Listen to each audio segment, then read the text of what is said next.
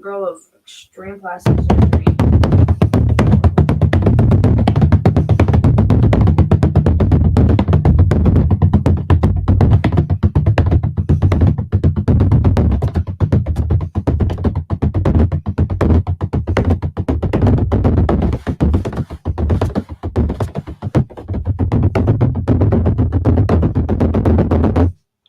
Hey there, friendlies, how is up? Let me just lose the drum. Take a look at all those beautiful names in the side chat and start off with the welcome to the 21st of November version of the Bevies, Blades, and Bushcraft live stream, where we got us some bevies, we got us some blades, and we're going to talk at one point, maybe, possibly, about Bushcraft. Shall we just start off with the usual housekeeping? That's the part where I say, excuse me, if you're watching us time shifted to tomorrow or next month or next year or next week or whatever in the future, welcome after the fact. I love knowing that your eyes are on my content, even though you cannot partake in the side chat live. I do like seeing your comments appear down below the video in the doobly-doo, and I appreciate it massively. If at any point tonight you really love what you're hearing, then I invite you to hit the smiley thumb. If at any point tonight you kind of hate what's going on, then that's okay. The frowny thumb works just as well. And if you would like to take a more active role in supporting the live stream and the channel and keeping the lights on around here, then I invite you to check out the membership button, the join button, I believe it's called, wherever the heck YouTube has put it this week. There you will see the 2 layers of membership available to you for your hard-earned cash, and what each membership level gets you. I don't have a this week in YouTube and Bushcraft ready for you guys, and I don't have a reading. I had a reading, but I can't find the book, and I don't have a question of the week. I figured maybe we'll just talk about why I was not here last week, and see how things are going out there in the world. Now, you'll note that when I held up my bevies, it was a beautiful cup of tea. That's because I am doing a dry week right now because I was in Mexico, the land of many drinks, and it was definitely time to do a dry week anyway. So that is this week. Also, because I'm doing a dry week.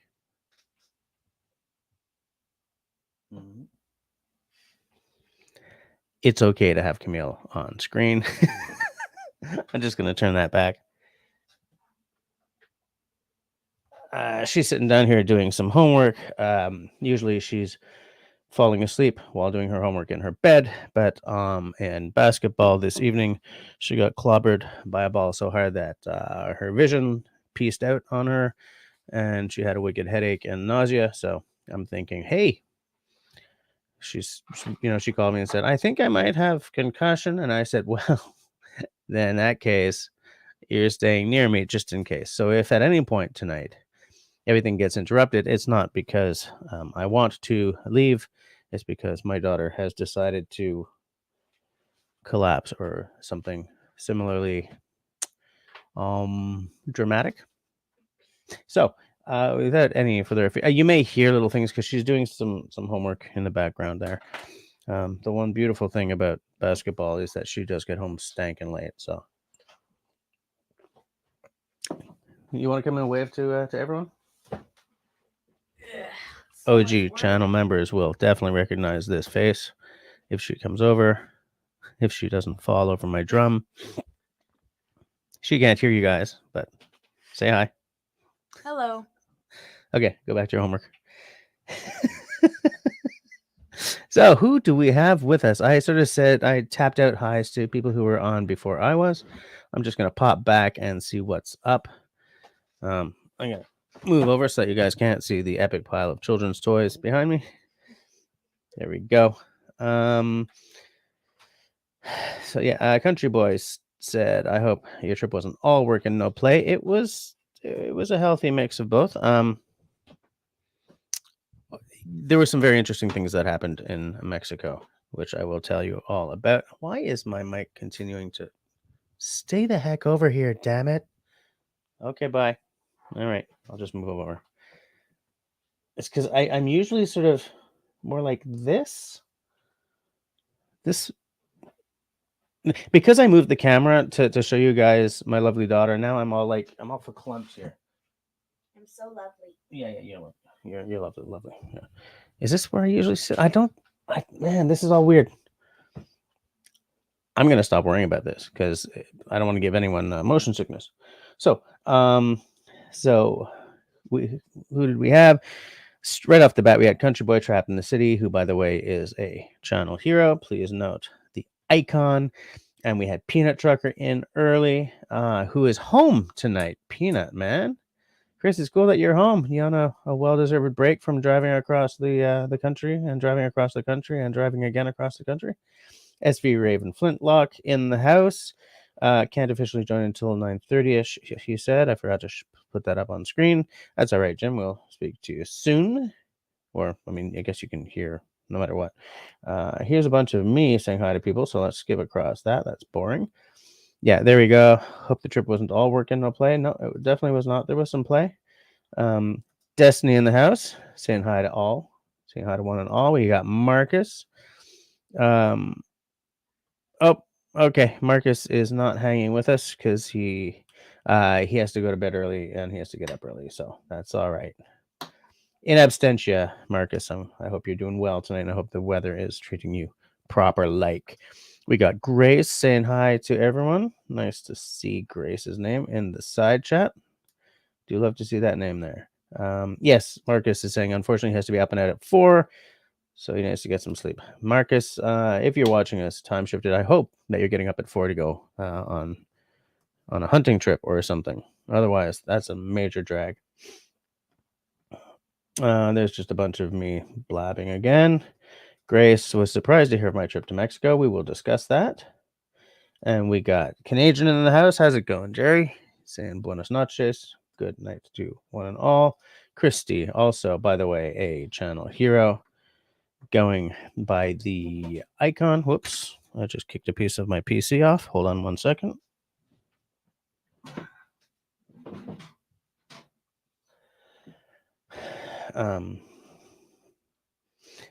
How's it going, Cliff? Does the early bird get the free dram? Not for me this week. This is my dry week. Fox it. We got Mark Davidson in the house. How's it going, Mark? Hope all is well where you are. How's the weather treating you? Here it's kind of cold and rainy. Mostly, yeah, it was a little hail and sleety. I went to meet Cody to sort of walk her home from school to make sure she didn't sort of fall into traffic or anything, and we were getting sleeted on.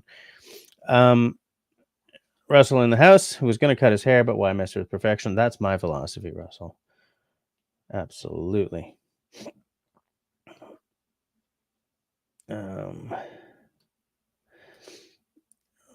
Cliff says to Russell, why not sport those luscious bangs? And we do know that Russell likes bangs.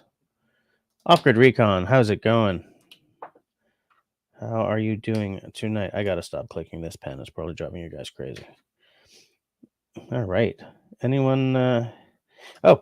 Canadian is asking if anyone else is getting this snow, sleet, freezing rain crap. Yes. Cody and I got heavily snow, sleet, freezing rain on the way home from her school this evening. But Cliff not there, just grungy days with rain. Well, you do live in a much warmer part of the world than we do. You know what I'm saying? Have I caught up yet? No. Hey, there's Linda, Lipstick Lodge in the house. How you doing? How's that little tiny home of yours? Are you getting freezing rained on as well? Oh, nice and snug in that little house. That cool little house. There's Destiny Bushcraft. Okay, I think I've caught up with when I started. Oh yeah, 9:03. Okay. Susie Q, hi. Cars are sliding all around with this sleet storm. Yeah, I think we got home at the right time. Also, the missus was dropping our youngest daughter off at her grandma's 2 islands over on the North Shore. And I think as soon as it started coming down, she booted for home. Because, the roads are not great when it's like this. And we do not yet have our winter tires on. Darth Vader in the house. What a night. How's it going, Lord Vader? Nice to see you. Shawnee. How's it going, Shawnee? How you doing? Have I caught up with everyone? Have I said hi to everyone?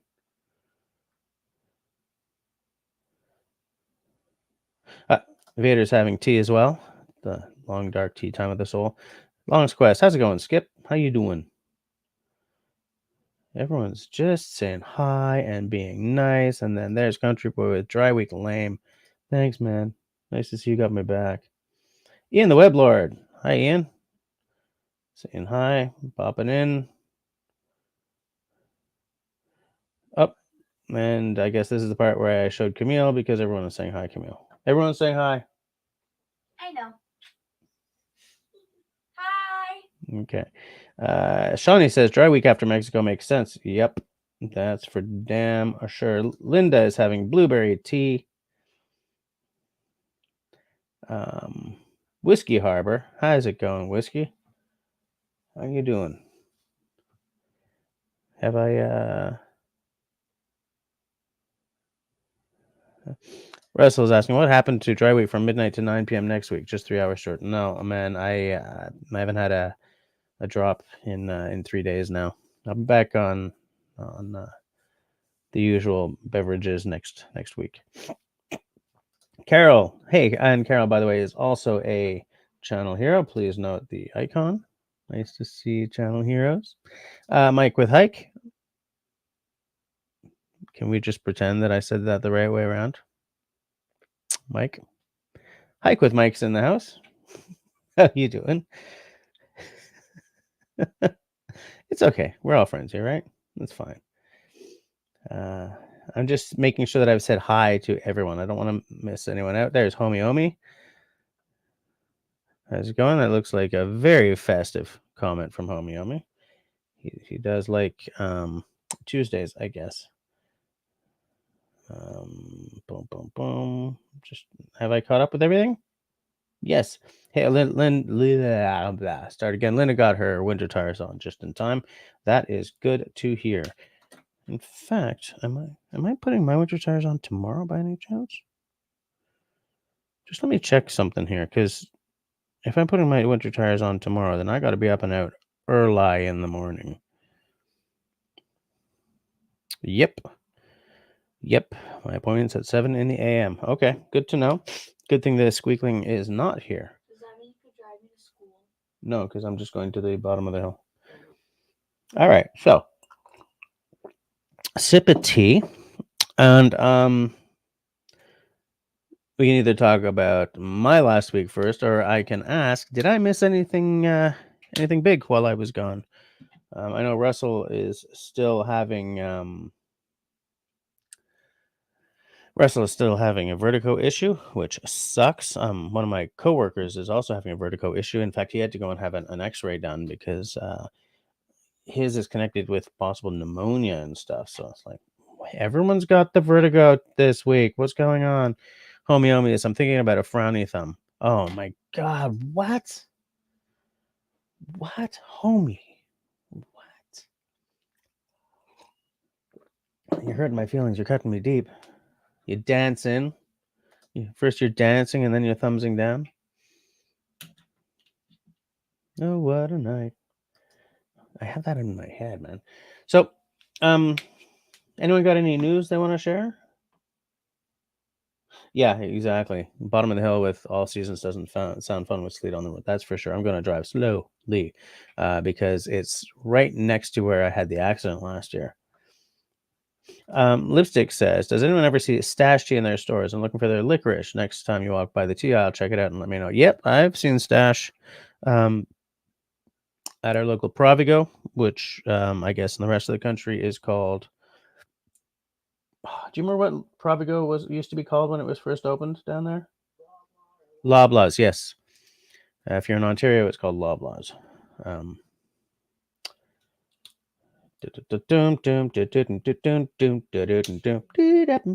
What's that from? Oh, Sesame Street. Charles and Annie in the house. Nice to see you. How's man? Your house must be almost finished now. Foxit says, I missed Russell going live on a Saturday. Kind of threw me off. I was expecting his usual Friday Bushcraft. Yes, in fact, he was going live as I was getting on a plane, so I missed it. I spent essentially Saturday in transit. We had to exit we had to be out of our hotel room by 11 a.m. We jumped in the shuttle, which got us to the airport. Our first flight left at 14:40, whatever that is in English, at 2:40.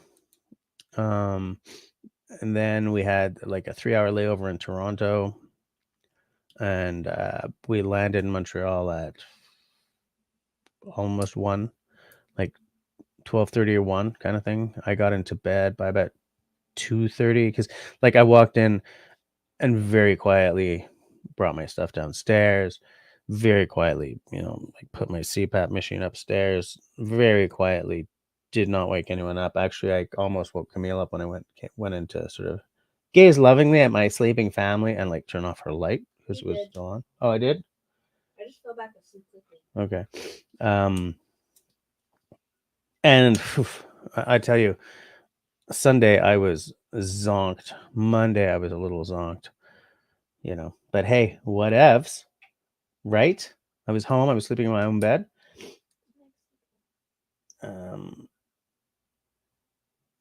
Boo, boo, boo, boo, boo, boo. Destiny wants us all to take a moment to acknowledge how freaking beautiful the Hammer Semi is. Yep. That's true. Is this your third truck since I've known you? Chris, is this your third one? Or is it just your second? Kristen is glad to see Charles and Annie in the house. I am as well. Country Boy is doing the God's good works because David is not with us tonight.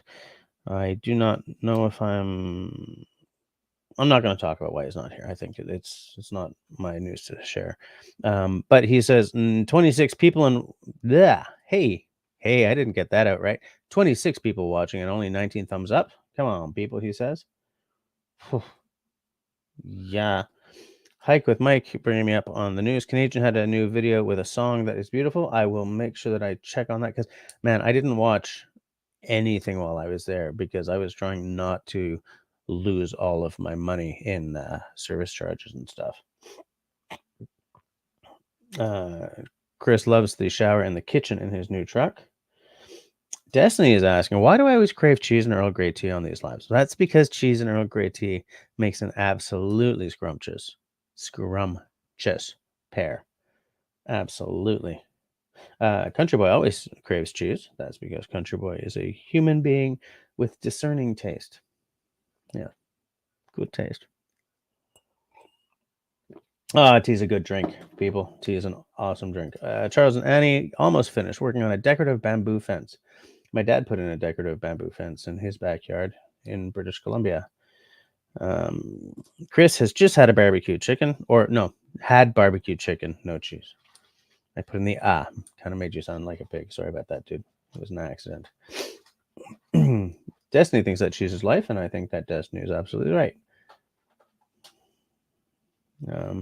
Country Boy says, probably why I'm fat. I'm sure the beer has nothing to do with it. No, of course not. Absolutely not. What's the best cheese? I'm sticking with my brie, but like I like brie. I like a smoked Gouda though too. I like that. Oh wait, Linda says, "Do you guys want a quick, easy cracker thing for Christmas? Drop it in the side chat. I'll take a look for sure." Peanut Trucker says, "I've had 4 trucks this year." Okay, I knew that. I was sure it was more than 2 because you've shown me pictures like not offline, but not here of multiple trucks. Do you name your trucks? Because here's a question from Christy. What did you name her? But do you name your trucks?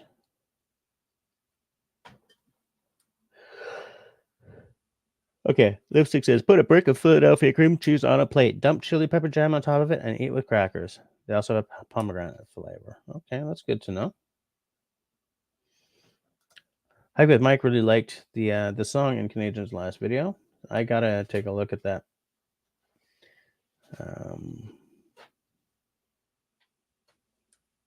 Just taking a look. Country Boy says to Camille that all cheese is good, but I agree, brie is one of the best. I do like a nice camembert though. Like brie is a pretty solid option in almost all cases, but there are spots where a camembert, or I think would do it just a little bit better. Lipstick Lodge says that the cheese jam is a hit at Christmas and dastardly to make. Yeah. Okay, so check this out. Some of you know, but not everyone knows. I was in Mexico, I guess, sort of on business, like not my day job, but my band was hired to be the band for a week at the Club Med in Ixtapa. I have no idea how that word is really pronounced, but I'm pretty sure that in Spanish the X is pronounced differently. So I don't think it's technically Ixtapa, but shut up, okay? So we were hired to. Canadian says that his favorite cheese is curds. Well, they do make for an excellent poutine. So yeah, we flew down on the Saturday, played on Sunday and Monday. We had Tuesday off because it was like in these resorts, like every day has a theme, and the theme for Tuesday was like, I don't know, Mexico Day. So they set up a little market and they hired a mariachi band. So we had the night off, and then we played, Wednesday, Thursday, Friday, flew home Saturday kind of thing. So we flew down there. We took a flight Montreal to Toronto and then Toronto down, and got off the plane in Mexico and went into baggage, and the base was like nowhere. It didn't show up. So I filled out a big form. I think I've got it here somewhere. What's the address of where I'm staying? What's my address? What are the instructions if they find it? I was like, yeah, we'll deliver it unless you find it 7 days later, kind of thing. And I said, look, if you find it, when is this going to show up? And I said, well, Tuesday. And I'm like, that's like 4 days from now, dude. I'm supposed to be playing Tuesday. Shite. Okay. So we jumped in the taxi to the resort. We arrived, and I think David, our guitarist, had sort of texted ahead and said we have an issue. So we got out and they said, okay, hi band, who one of you is having an issue? And I said, yeah, my bass disappeared. Again, like their music coordinator's like, no, we don't have a bass. Like they have some instruments just in case, but they don't have a bass guitar. They probably do now, or they will soon. But anyway, and so the Club Med people said, let me take let me take a picture of the form. I'll make some phone calls, kind of thing. I said, okay. So I was stressing about it because, like, I brought the Fender, no, not the expensive one. I brought the Fender because that's the one that travels with me. Because if something happens to it, I'm not losing a $5,000 bass. I'm losing a $1,500 bass, right? But the Fender, that's the one. I was asking Chris if he names his trucks because I don't name all my basses. I've had some that had names before. I used to play a Gibson Thunderbird that I had named Nancy. And I had like an acoustic electric years ago that I named Jasmine. But I haven't named many of my basses. But the Fender I call the Pig because it's a Fender P bass. It's a blunt object, musically speaking. But it was the first bass I've ever played for significantly longer than 10 years. Like for most of my basses, it's been like 9-10 years, and I cycle it out. I buy something else, kind of thing. So I mean, I'm attached to it. It's a very simple instrument. It's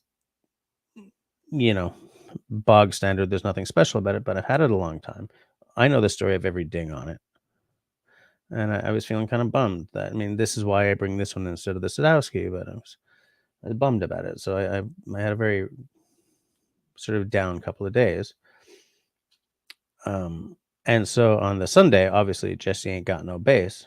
So they're setting up, on the stage, they're setting up like 2 mics, and they've got everything set up. Sound check is in like 35 to 40 minutes, and there's like a knock on my hotel room door. I open it, and there's the bellboy with my bass. So evidently, when Club Med calls, it means something, because they told, the private citizen Tuesday, and this bass showed up the day after my flight. So whatever. I'm just glad it got there. So I pinged my boys, and David pinged the music coordinator, and so they moved the mics over and set up for me as well. And that was a beautiful thing for sure. I will tell you though, it was 34 degrees every day and sweaty as stink, like a Montreal style summer kind of, like everything's damp. And that changed the way the playing happened. Like, I kind of had to look at my strings at my fretboard more than I generally do, to make sure that, like, my hand was sliding into the right spot, kind of thing. Hold on a second. Before I go too much further, I just want to make sure that I'm just sort of keeping up. Brie on a wheat cracker with a smoked oyster on top. Country boy likes his food. Camille also likes her food. I like good taco. You like a good taco? Yeah, me too. Yeah, everyone's just sort of saying hi to everyone. Okay, we're good. Saw the Karate Kid, Jerry. Yeah, I just want to make sure that Canadian is yay basic. Canadian does the music thing, so I think he understands. Hike with Mike says, I had a cheap guitar and I was a sloppy guitar player, so when we played our band, put my amp at 0 and I was more focused on singing. Okay, fair enough. I like it. Problem solving, right? So yeah, it was definitely weird. We played outside. All of our gigs were outside in the heat, in the sun, but like evening, so like sunset kind of thing. And when it was dropping to like 30 degrees. I love it. Destiny said, Club Med is the new Godfather. Talk about connections. Bet that bellboy has some stories to talk. Probably does.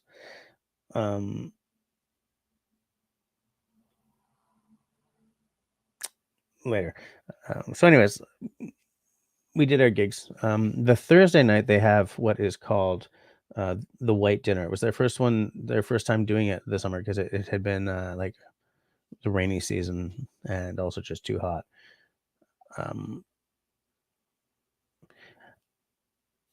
So Wednesday night, we're setting up to go on and play. And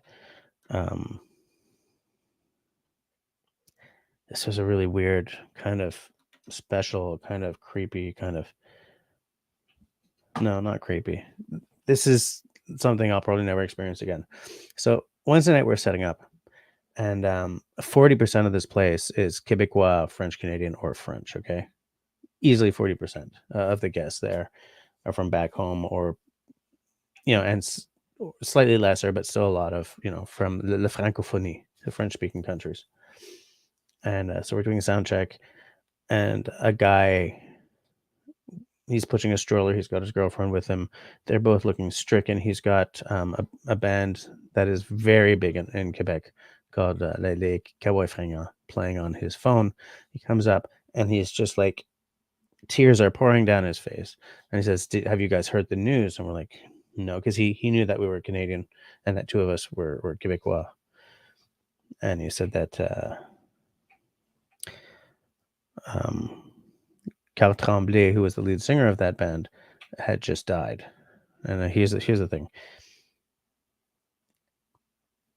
When Gord Downey of the Tragically Hip died, the country quivered. Okay. It's that level of death for Quebec. Like, flags at half mast. He's getting a state funeral kind of thing. This band means something to the French Canadian soul in a big way. And he had a cancer that was not supposed to be fatal. He'd been fighting with it for a few years. In the summer, they almost canceled a huge concert in Quebec City, but he was like, no, we have to do it. And so they did it. And so like the spillover crowd from the Plains of Abraham into like the actual city was huge. I mean, it's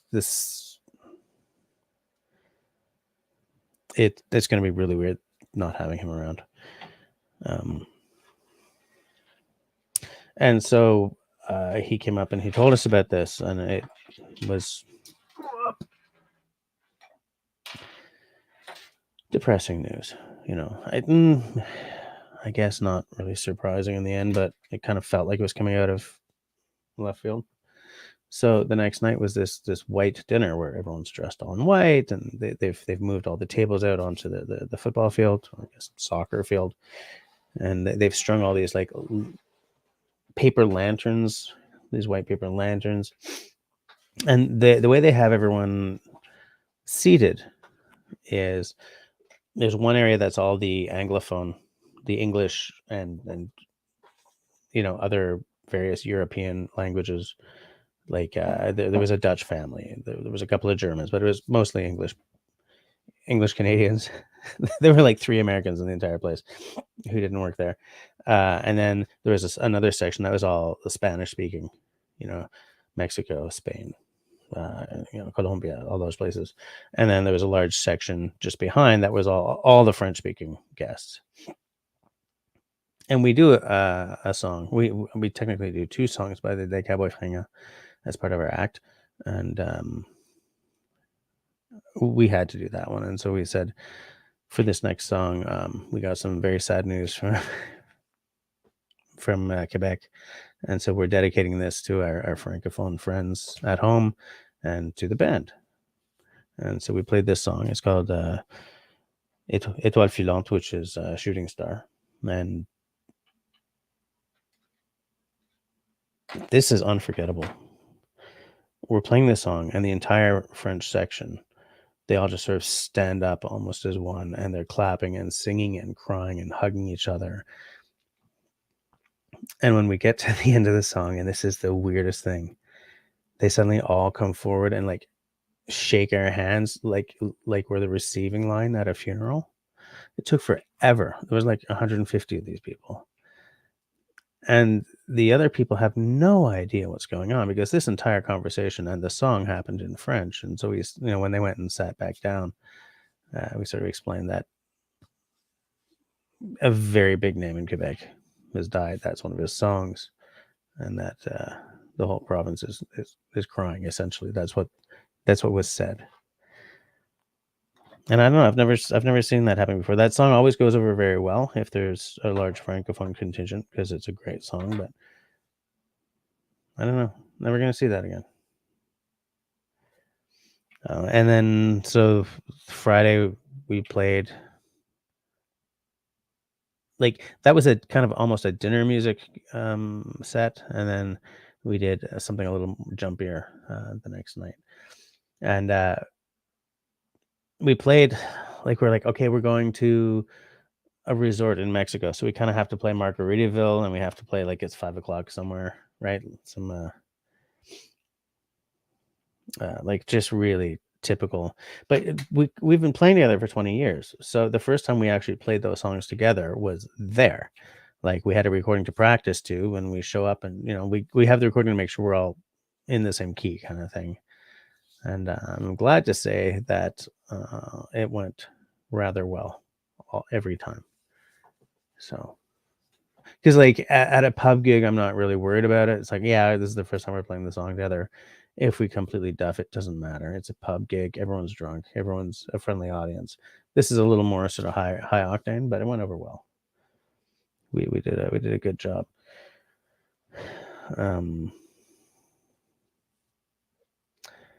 Canadian says, my head is nodding, so if I go quiet, yeah, I passed out. All right, good to know. If I go quiet, I passed out too, okay? I was sleeping with Princess Insomnia last night, so I may have had 3 hours of sleep. Hike with Mike says, when I think of Canadian bands, I think of Rush, Triumph, April Wine. Is April Wine still around? I do not believe they are, but yeah, you know your stuff. I would add Spirit of the West, although like the Tragically Hip, they lost their lead singer as well. They went within like very little time of each other. Gord Downey had he had cancer. I think it was brain cancer. Can someone correct me on that? And John Mann of Spirit of the West, he had early onset Alzheimer's, and I really felt robbed when he died because Spirit of the West is a band that I never got to see, and they were a big thing for me, you know. So, anyways, that was really too bad. Where do you go? When do you get off dying like that?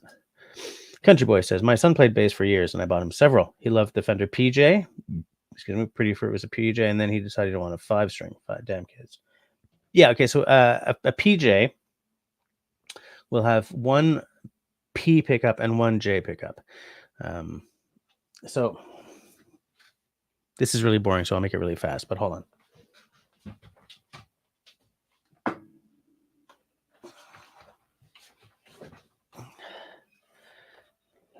I'm trying, like, it's a low ceiling, so I don't want to bonk. So Country Boy obviously knows this, but for anyone who doesn't, see those two black things? That is one pickup, okay? It's 2 coils. That's a pickup. That's a P bass, a precision bass pickup. The positioning of it and the way it's put together, hold on, I'll hide this, means that the sound you get out of a precision bass is very mids, okay? It's the sound of the bass in like The Clash, James Jamerson, you know, like the Motown sound. That's all P bass, okay? So it's very mids, heavy in the mids. I'm really trying not to crank my bass on anything, all right? And then, right back, folkies. A J bass or a jazz bass has these pickups. Now, the way these are positioned, this is not Bushcrafty, but whatever. This one gives you a very snappy, almost trebly sound. I look so weird, right? And this one, no, sorry. This one gives you a very deep bass, boomy sound. And this one, which is closer to the bridge, gives you a very snappy, bright sound. So PJ has the precision pickup where you saw it. It's sort of in the middle of the body, like sort of between them. Well, a little closer to, oh my land, a little closer to this. And then one of these. So that you get sort of the best of both worlds. It's not exactly anything, but it gives you a lot more options than just a straight up P.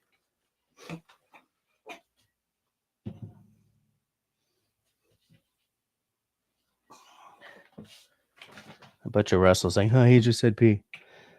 But yeah. Hike says, I saw Geddy Lee and Dunedin in Florida, where the Toronto Blue Jays go for spring training. He's trying to get back together with the guitarist to do a little tour. Probably not as Rush, but I think he wants to keep the music going. Hey, we're down to 20 people. I guess I'm boring you guys with my bass talk. Country Boy says, music is a powerful thing. I love stories like that. Yeah, it was a special moment for sure. And that guy who had come up like all crying later in the week, he should come up and I'm like, man, I'm really sorry. I'm like, no, don't be sorry. You were feeling the moment and you were sharing devastating news with someone who you knew was going to feel it like a kick in the head, just like you did. You know, and I'm glad that he did, because I mean, if we got off the plane, stumbled home, and then saw that on the news, you know, I don't know. I'm not entirely sure exactly what I'm trying to say, but yeah. How good Mike says that is some good medicine. Yeah, it sure is. Russell is saying, I fear the day Neil Diamond passes planet in morning. Yeah, and now Jimmy Buffett is gone too. In fact, the reason why Margaritaville came to mind so easily is because when Jimmy Buffett left us, I think we had a gig 1 or 2 nights later or something, and David, our guitarist, knows it, and so we just sort of randomly did it. No, we didn't do it. I'm totally misremembering this. He did it.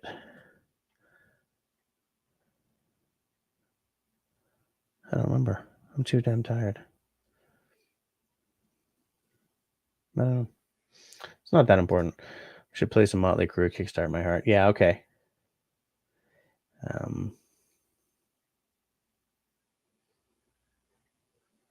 Christy says, Crocus and April Wine was my first concert. My first concert, like not including like the Irish Rovers when I was a kid. Like my first stadium show was Fine Young Cannibals opening up for John Cougar Mellencamp. That guy's gone through some names. Yeah, it was brain cancer. Yeah, that's what I thought. Yeah. 80s music was the best. Some of the 90s music was the darkest time in music, man. Like this, there's some stuff that was huge in the 90s. I'm like, why? I with Mike saw Crocus opening up for AC/DC.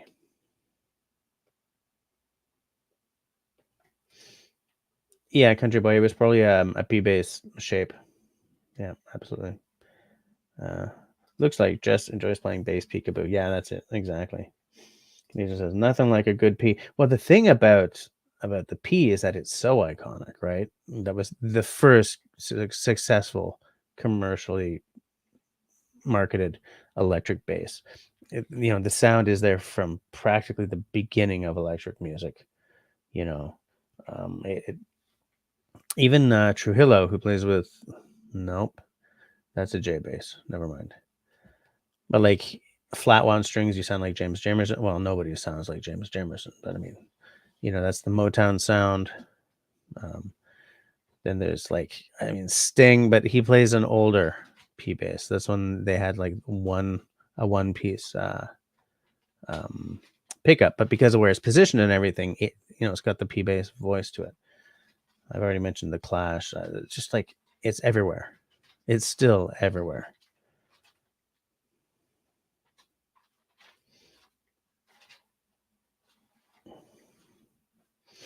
Yeah, Chris, man, you must have some amazing road stories too. Destiny says, Peanut Trucker has spoken the truth. 80s music was the best. By the way, Jess, why slap that bass? Please explain. Slap that bass? Well, 2 things. Slap the bass is from a movie. Russell, what the hell was that movie called? There's a whole scene. Slap is a specific kind of playing where instead of, I'm gonna make this real fast.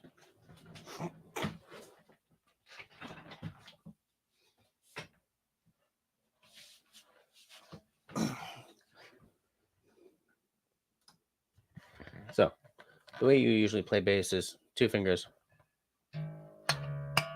Ooh, I'm out of tune. But now, slap bass is right around. Oh, come on, fool! Right around here, right where the neck, the fretboard meets the body.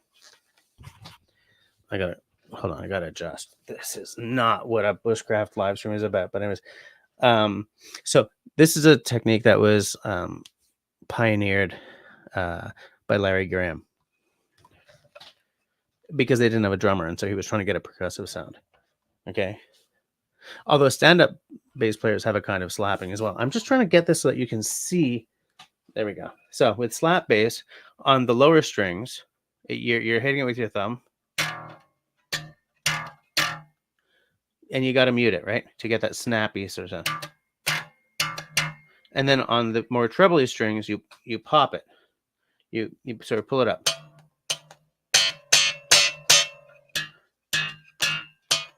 Now, there's a philosophy in bass players in bass playing that slapping one of these sounds stupid, that you should only slap the J style bass, but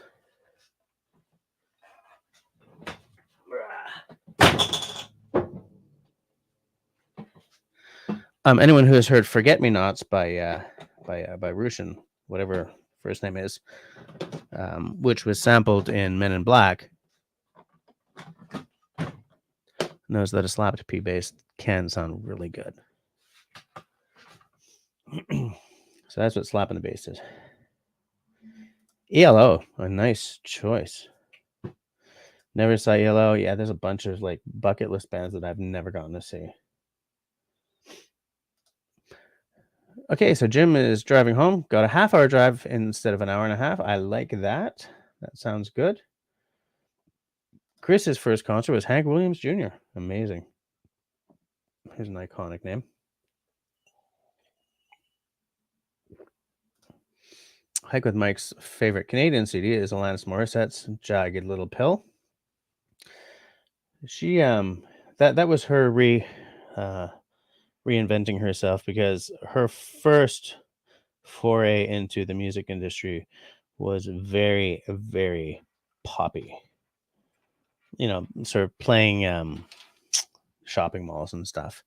And she was just called Alanis. Terrible stuff, like total sort of top 40 kind of crap. But yeah. So that was her sort of deciding how she wanted to present herself instead of how the machine was sort of putting her out there. And I think it was very good for her to do that, because she was a lot more successful than she was trying to fit into this little Pop-Tart mold, you know? Davey 504, yeah, he's that guy.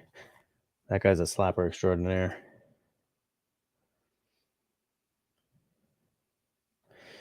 Yeah, Hike with Mike is, you know, he feels that perfect song because of the message in it, and it's sort of becoming an impromptu theme for tonight. Is that, yeah, music does have a certain amount of power, for good or bad, but mostly for good. Even I saw an article once. They did a study and discovered that metalheads are like the happiest people. Like, I don't know, maybe there's something cathartic in metal that just doesn't exist in folk music or whatever. You know, funny, because that Seinfeld theme is actually a keyboard bass with the slap bass sound programmed into it. Wow, Ian the Weblord's first concert was Gowan at Ontario Place. Next was U2 at the Sphere in Vegas. I never got to see Gowan. Who's he singing for now? Is it Styx?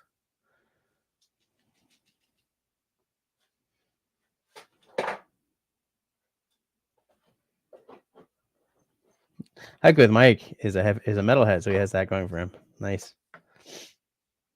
Way back, like in the 80s, I used to play in a heavy metal band. Except that I didn't quite look the part, because my personal choice of music was more punk. Like, I was into things like the Sex Pistols and the Clash, and the other guys were into like Metallica. I thought it was cool having like a punk style bass player with a bunch of metalheads, but anyway, and they did too. We got along great. It was good. Yes, okay.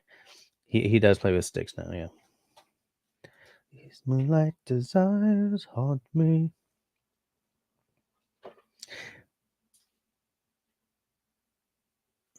I'm both old country and 80s hair band. I had the 80s hair too. Wow.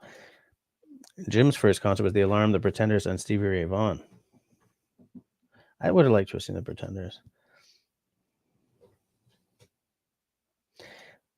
Mike was a British metalhead. Iron Maiden, Def Leppard, Saxon, great stuff. And I find that metal is so fractured now. Like, there are so many subcategories that back then it was a much purer experience in some ways, in that it was just like they were just playing hard music, like, you know, loud music. Hold on a second. I just want to check something. How's it going over there with the homework? Fine. Are you studying history? Yeah, I just dropped them stickers. Yeah. Just making sure that the squirt is doing her homework, Ash.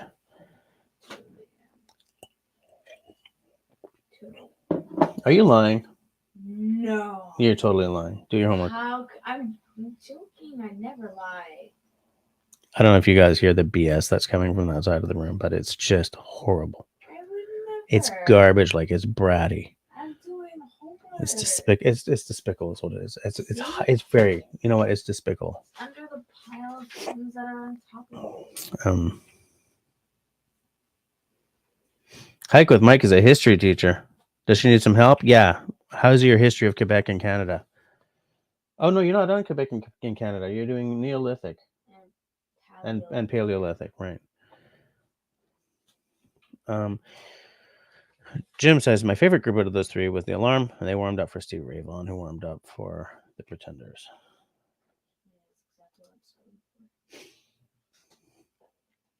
You know, it's funny. I just thought of something like how like that story I told you folks about like how that band is very big in Quebec, and they also found much success in the French-speaking world, like France and Belgium, places like that. I shift you not, y'all. Like there is such a massive difference between French Canada and English Canada in ways that you don't really think about, and music is a big one. Like a lot of Canadian bands now will put out like half of their album in French in the French speaking world and English in the English speaking world. Like guys like Simple Plan and Charlotte Cardin and you know people like that. Even David Usher, who used to be the lead singer for a band here called Moist, he re-released like an entire album of his songs in French and stuff.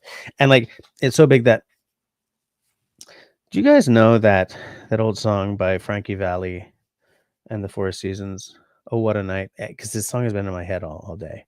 You know, "Oh What a Night." Dun, dun, dun, dun, dun, dun.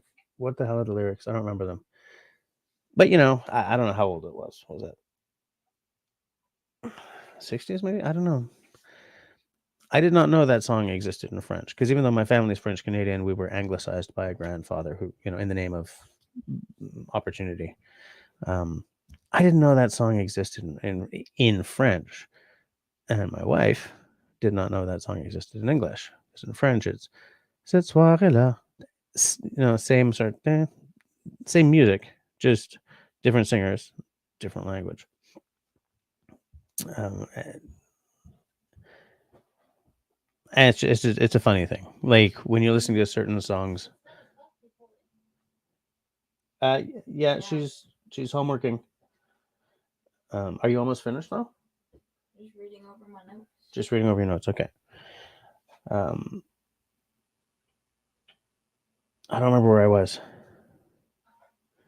But like the whole sort of, we have this kind of cliched look at Canada from within, you know, the two solitudes, and in many ways that's kind of oversimplifying because we're not that solitudinal, but in some ways we really are. Like there are fundamental differences in day-to-day life in French Canada and English Canada, and music is just a signpost of that. It's the simplest little signpost. But you going to bed? Yeah, waking up at 6 is not easy. No, it's not. I'll be up with you. Probably won't fall asleep, but I'll be. Fall asleep. That's an order. Hey, you can't. I don't remember what my point was, so we're just going to move on. But Hike with Mike, Paleolithic, Old Stone Age, Neolithic, New Stone Age. Neo means new. Yes, Neo means new. Yeah. Smoother stone wasn't Neolithic, right? Smoother stone was definitely Neolithic, yeah. That's when they were not moving around so much. They were sedentary. Late September, back in 63. Hike with Mike says best. Whoops, come on, fool. Stupid mouse. It's the silly mouse. Best high vocals and harmonies, Frankie Valli in the 70s.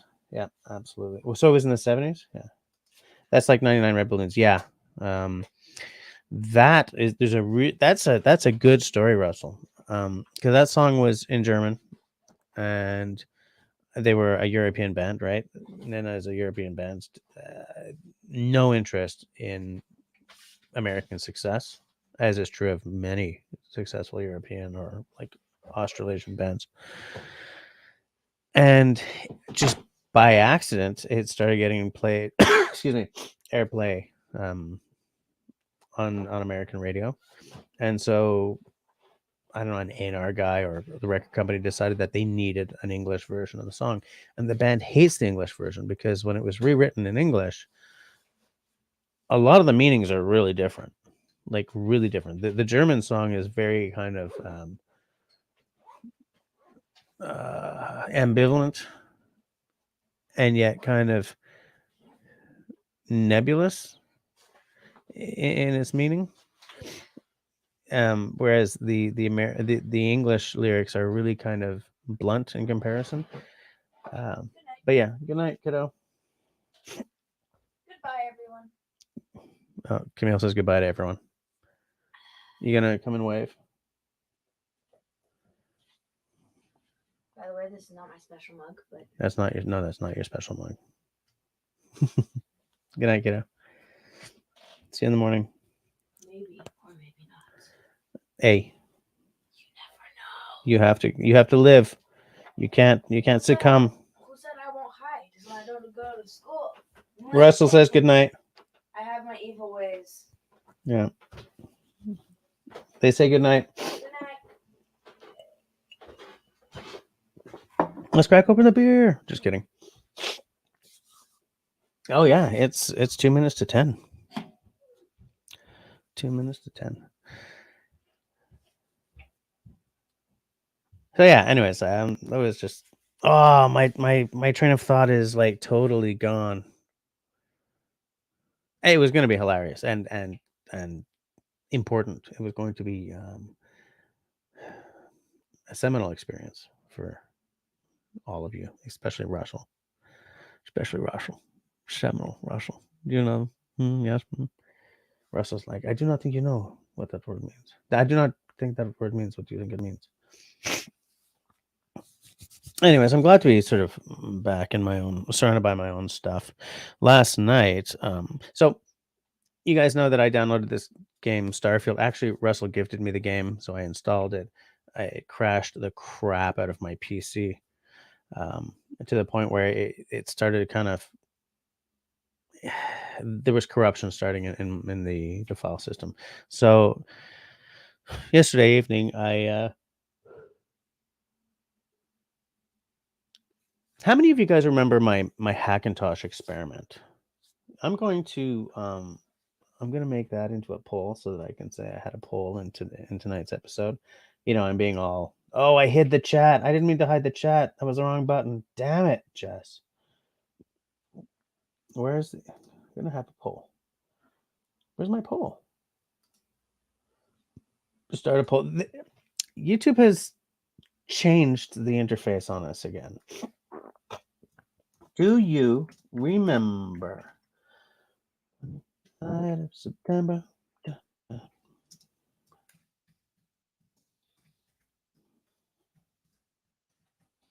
Do you remember Jesse's Hackintosh debacle? Debacle. Remember the debacle? Start the pew. Hey, Austin's here. Good evening, all, says Austin. Good evening, Austin, says all. Yeah, the Franken computer. Yeah, absolutely. So I see Russell loves my use of the word seminal. It's only seminal for Russell, yeah, because he loves that word. Hike with my gloves his Canadian live stream nights. Good. So yeah, so when I finally gave up on the Hackintoshing and bought this stupidly expensive Mac, I kept the PC for gaming on because it's a kick-ass machine. It would still be a great machine for editing on, but my comfort zone is the Mac OS and the software I use. So I kept it for gaming. Now, So Starfield was creating corruption in the file system. I took it off until I can sort of figure out. Like, I've been doing troubleshooting because I want to get that game going again.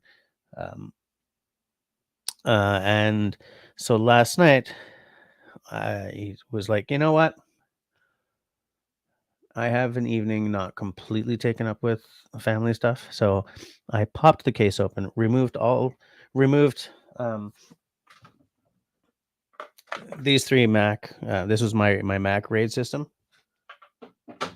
because whereas Mac OS can read Windows drives, Windows cannot read Mac OS drives, so they were just wasting space in there.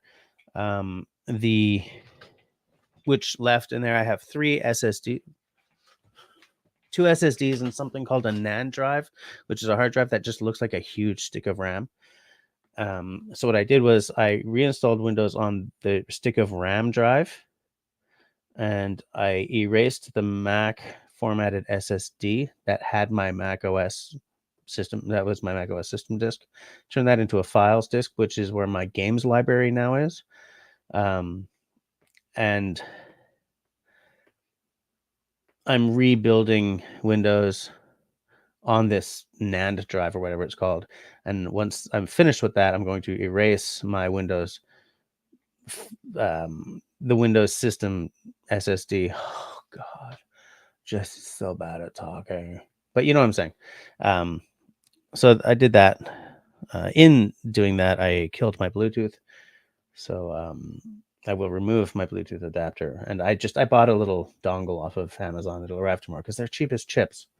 There's no reason to buy a big card with antennae and stuff. Because the one I have in there now is technically Macintosh hardware. It's from when I was Hackintosh.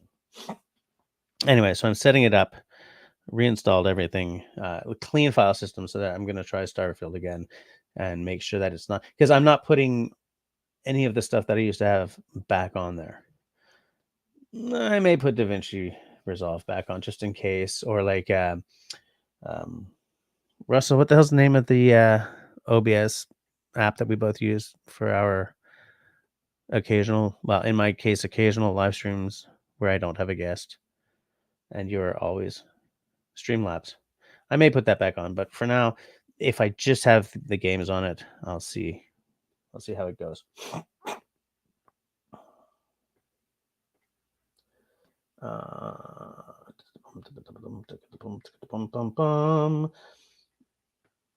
Foxit says the worst thing YouTube did was add that stupid heart. But oh yeah, I hate that thing. Why is that there? Why?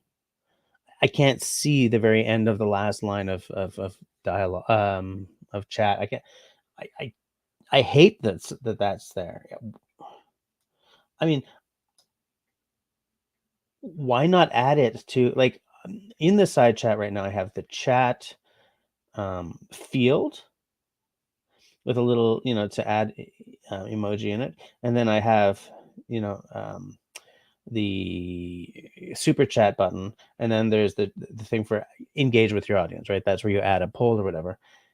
Just add it there. Make another button down there. Where that stupid heart thing is absolutely, like, there. You see, I tried to move it and I just gave myself hearts.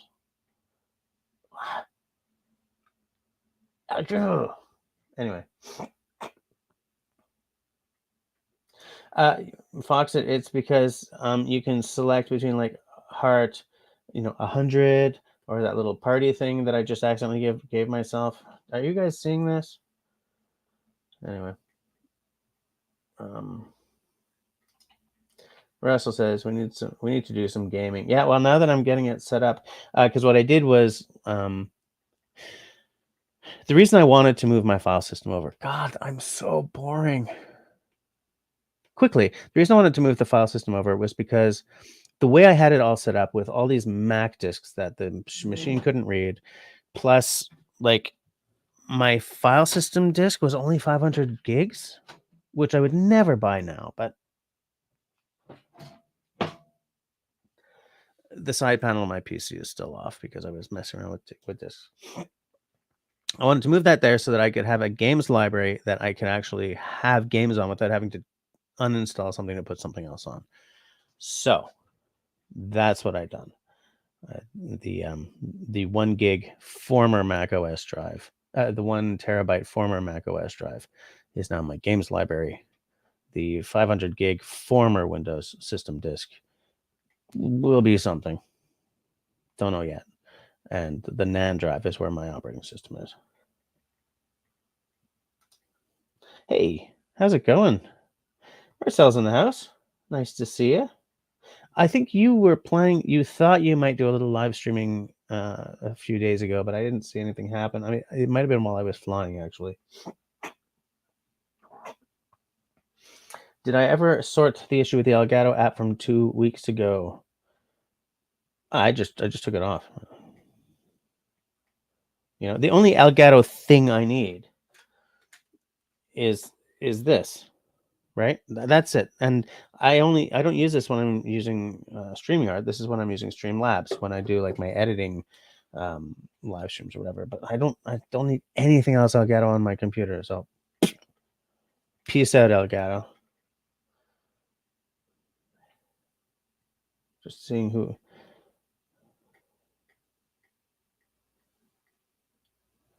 Yeah, we don't need it. We don't need it. It should leave. I don't know what the hell YouTube thinks it's doing. I have no idea. Hey, I got a question for you people. How's like, are we seeing a lot of advertising like mid scroll or anything? Is anyone having their experience interrupted? Just let me know, okay?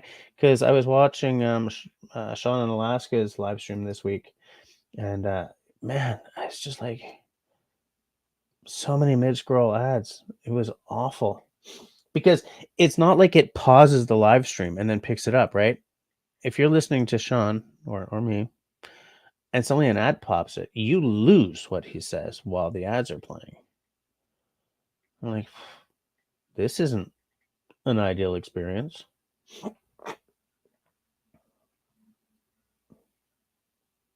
Okay, you guys haven't seen a single ad. I like it. I'm happy about it. No mid-scroll ads. Great. Hey, there's Beto. How's it going?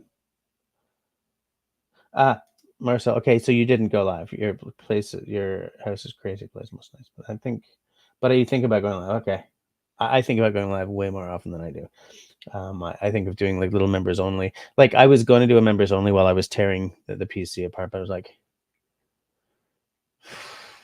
no, because I usually swear a lot when I'm doing stuff like that. I'm usually grumpy, you know. Oh, She's a Blue is off early. Oops, hold on, that's the wrong.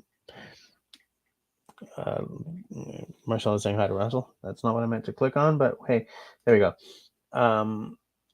She's a Blue is off early tonight. Long day. Just wanted to wish everyone a happy Thanksgiving. Is that this week? Is that this week or was that the last week? When the hell's Thanksgiving in the States? So good to be Canadian. I don't have to know because I've already done Thanksgiving.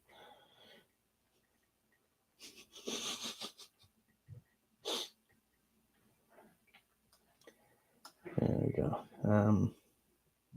23rd. Okay. Oh, so that's this week. Nice. I did a little pre-Black Friday retail therapy. I bought a new video card for the computer. I did not buy a super expensive one because, I mean, you guys know. But I did almost buy one that's technically too big for my case. So I learned some things about, I don't know much about computer hardware because I'm not into this stuff, right? I'm into the fun that I get when the computer is running well. I'm into all the beautiful things I can do with this computer, with my Mac, like my editing, my photo editing, maybe a little illustration, all my writing happen. You know, it's a fabulous environment to work in.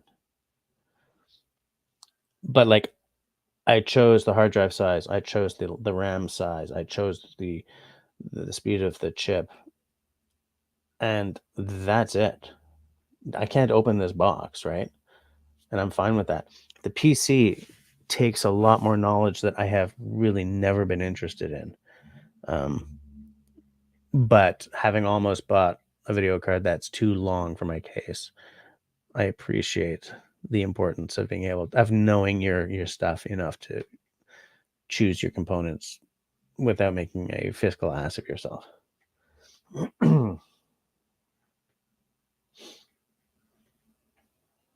Fiscal ass. Tea's almost finished. It's okay though. I got some water. I did pick up. Hold on a second.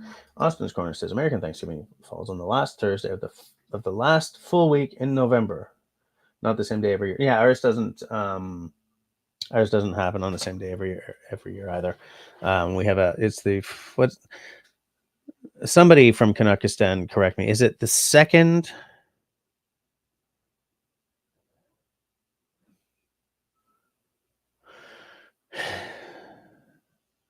How does it work? There's like practically an algorithm for it up here, but I don't remember what it is. Mark Davidson says, suggest a baby to go with Thanksgiving dinner.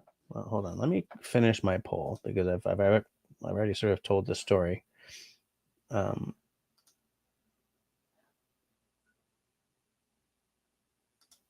just realized that I had shut down the video window. Okay, so like in fact, most of you did not remember my Hackintosh debacle. That was so frustrating, by the way, because I spent a crap ton of money, easily $1,000 less than if I'd bought an Apple machine. So hilarious that I ended up buying an Apple machine anyway. But I built this big honking machine. It's not big and honking. It's like 64 gigs of RAM. It's like for video editing, it's sort of mid-range, you know. And I had an 8 gig video card in there and all that stuff. And it worked beautifully. But I unfortunately had neglected to unclick the automatic update. Or no, I had, but then I updated the OS. And for Hackintosh, what you have to do is deinstall and then install the next version, because of all the weird little custom things you have to do to Mac OS to make it work on an Intel machine, on a non-Apple Intel machine. Anyway, so it worked beautifully until I did that, and then I just couldn't get it to work. So that's when I gave up and spent money on a new computer. But yeah, it was an epic debacle because I spent $2,000. I shouldn't have. Hindsight is a weird thing because I spent $2,000 that I kind of I shouldn't have spent in terms of having a kick-ass video production machine in the environment that I like to use. But I do have a really good gaming machine, and I have been a fairly avid video gamer for my entire adult life. Wasn't really into them as a kid. I was always sort of a bookish kid. And because I went to film school, I love games that are well constructed. Like the story is killer, or the dialogue is really snappy, or like the stories of the characters are really good. Like I love that kind of stuff. You know, my favorite games of all time are all sort of heavy story games, like The Witcher 3, Mass Effect 2, absolutely. Maybe Dragon Age 2. It's hard to say because the Dragon Age series was very flawed, but really killer in a lot of ways as well. So Mark Davidson says to suggest a baby to go with Thanksgiving dinner. So has anyone hot apple cider? What a good choice. Absolutely. Wait, did I finish my poll? Did I end the poll? There, boom, I'm ending the poll.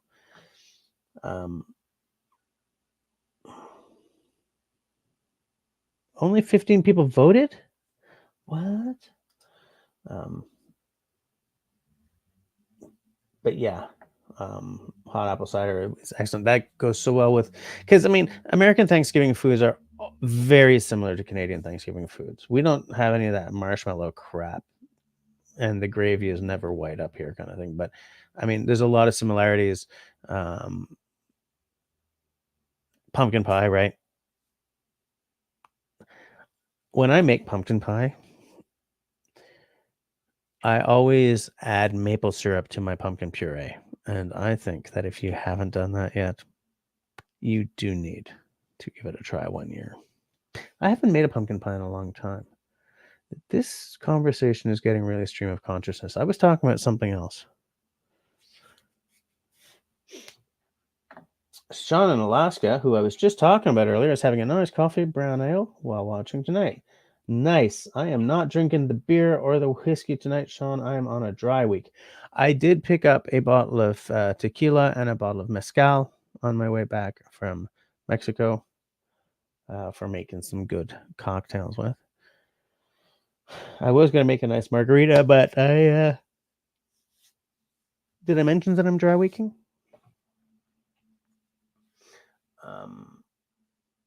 Anyone else? Oh, Last of Us. Yeah, I haven't played that, but it looks like something I would love. First of all, post-apocalypse is my jam, like the Fallout series. I loved from stem to stern. Have not played 76. Um, somebody who used to hang out with us a lot loved 76. Whatever. But like, I loved the film A Boy and His Dog. Man, post-apocalypse is my jam. But isn't The Last of Us, is that still a Sony exclusive? Because I have a PS2. Like, I don't have a PS3. No, I have a PS3. Sorry. My first console was a PS2. I would love a 5, but there's only so much money in the world, and I have to buy Camille a bass and an amp for school next semester. So I'm trying to be as careful as I can here. Super Bowl Tecmo? Do you know? Oh yeah, so I think I think The Last of Us is a PlayStation title, isn't it? So I have not played it. I know it's got a kind of a twist at the end that yeah, Grace says, I've never understood the marshmallows on sweet potatoes. Man, I tell you something for free. The first time I ever experienced that was I used to date a girl from the Bronx. And then she moved here to go to school, and then she thankfully went away. But we did Thanksgiving with my family, and then we went and did Thanksgiving with her family in New York. And I was like, "What are you putting on the sweet potatoes?" Well, quietly, because I was brought up to be polite when you're in someone else's house. But I was like, "What?" And the rest of the meal was terrific. The gravy was white, which I'm not used to. Right? I've never seen white gravy up here, but I've seen it now 4 times in American context. So okay. But yeah, everything was delish, but that sweet potato with the marshmallow fuzz or whatever it's called on top, I was like, why do you do that? Again, well, no, hot mulled apple cider, says Jim. That's a good comment. Oh yeah, so what I wanted to say was something like a hot apple cider or a mulled apple cider is ideal for like all those flavors. Like that, I would have it after the meal, like with dessert maybe, right? Because there's like all your squash is usually got some nutmeg and cinnamon and maybe a little syrup or brown sugar on it. You've got a lot of pie kind of stuff. You've got pumpkin pie. You've got, there's cranberries. Like as a cider would really fit in well with that. And having it mulled or warmed, it's like a warm hug in your hand. And that's what you need in fall. I mean, because fall is the best of the seasons, but it's the best of the seasons partly because it's sweater season, it's mulled wine season, or mulled apple cider season. It's campfire season. It's snuggling under a blanket season.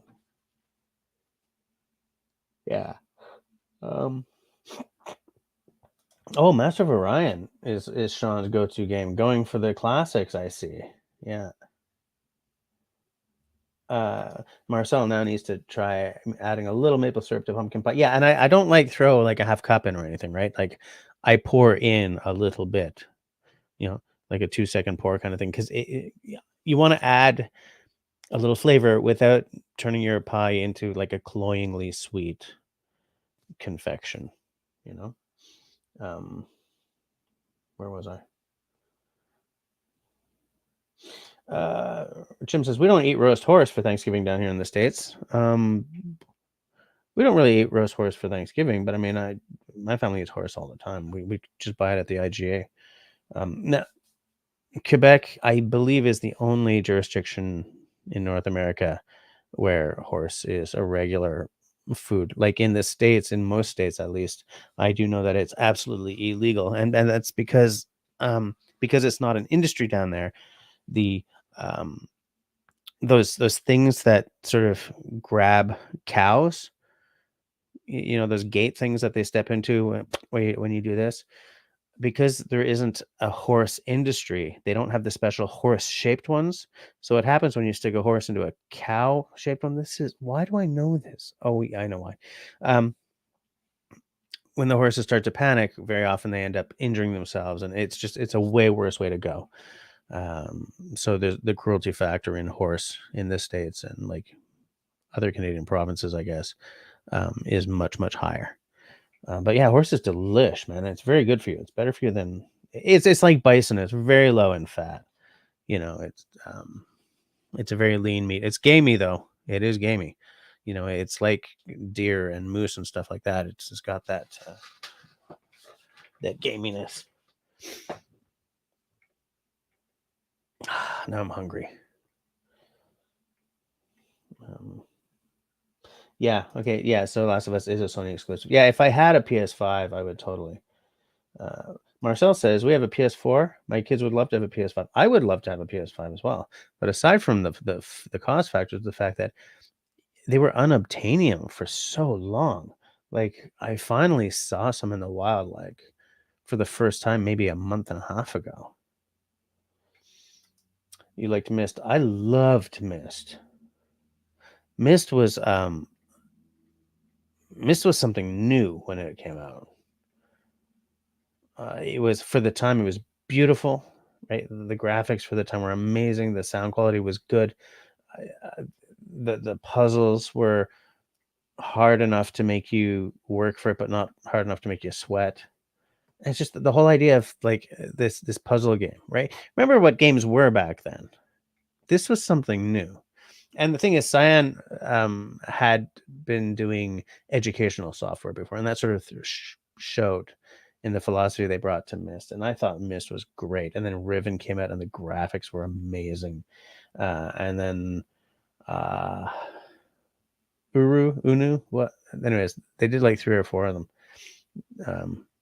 But Myst, the original one, is the magic one because it was something so brand new. And in fact, when I bought Myst, I had just bought a Macintosh LC 575. That was one of their all-in-ones. And I bought Myst on that because the thing is, that game was completely created on the Macintosh, right? And it came out on the Mac first, and then I believe it came out on Windows.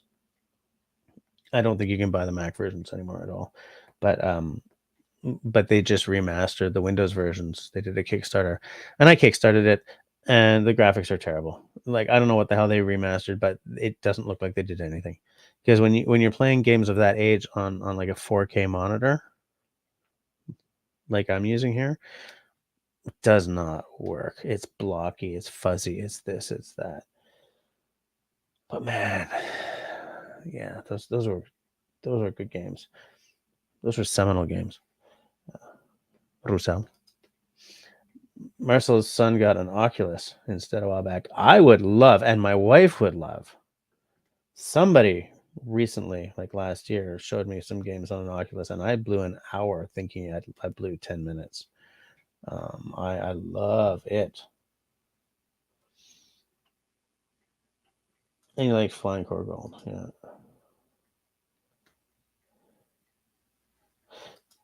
A lot of hot apple cider happening for Thanksgiving this year, yeah. Absolutely.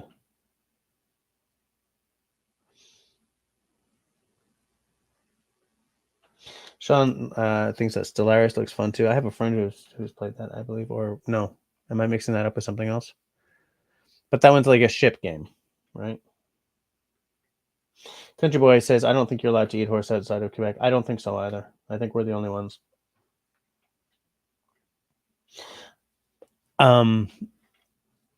Yeah, I had to do a lot of reading up on it because I had been speaking to someone from, I don't know, Alberta, BC, I don't know, somewhere.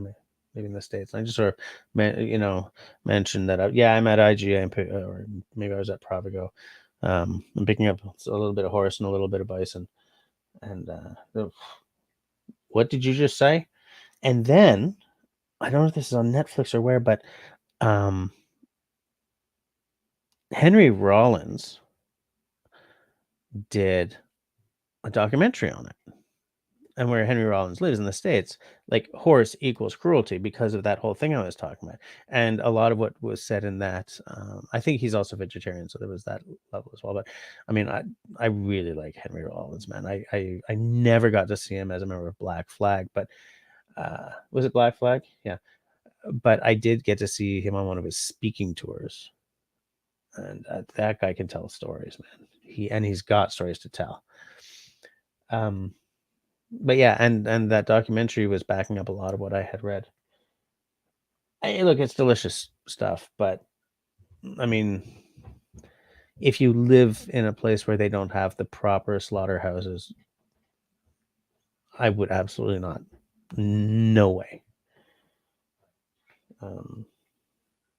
Cheese o'clock, yeah, I know. Well, usually it's Russell o'clock, but I guess because I'm not having because I ain't got no booze happening. I guess he's afraid of pulling us off track or something.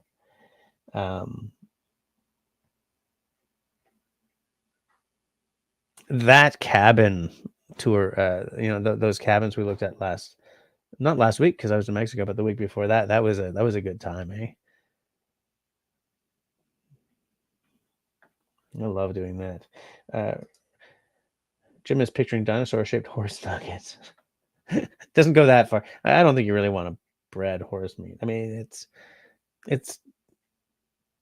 I guess it's kind of similar to deer, because I feel, and you guys who are into hunting, you may disagree. In which case, sound off. I kind of feel that deer is a little more gamey tasting than moose. Definitely more than bison, I think. And I feel that horse is on the gamey side. It's got that slightly. There's a tinge of like a liver taste to it, like a lot of gamey meat has that kind of taste. Grace says horse was on the menu at restaurants when I lived in Italy. I just couldn't bring myself to try it. Country Boy, pretty sure I had a PS3 when Last of Us came out. It works. Last of Us 2 has to be at least PS4. That's what I have now. I think I don't game very much anymore. I don't either. I wish I did because I loved doing it, but a couple of kids, banned YouTube. There's not a lot of gaming time. If there was, I'd be bugging Russell all the time. Hey, you want to play Left 4 Dead 4? 2? Left 4 Dead. Not a ship game. Start with a planet, develop tech, expand flight. Really? Really? No, not Stellantis. Stellantis is silly. Stellaris is a game.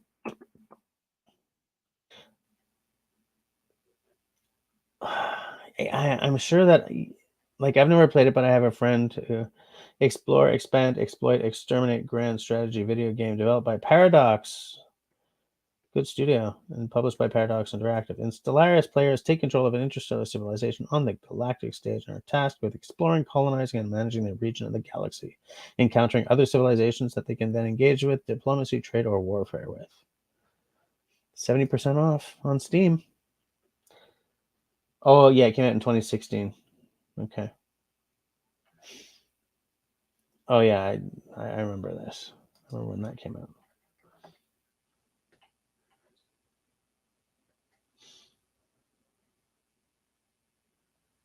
Country Boy agrees with me that moose is way less gamey than venison, yeah.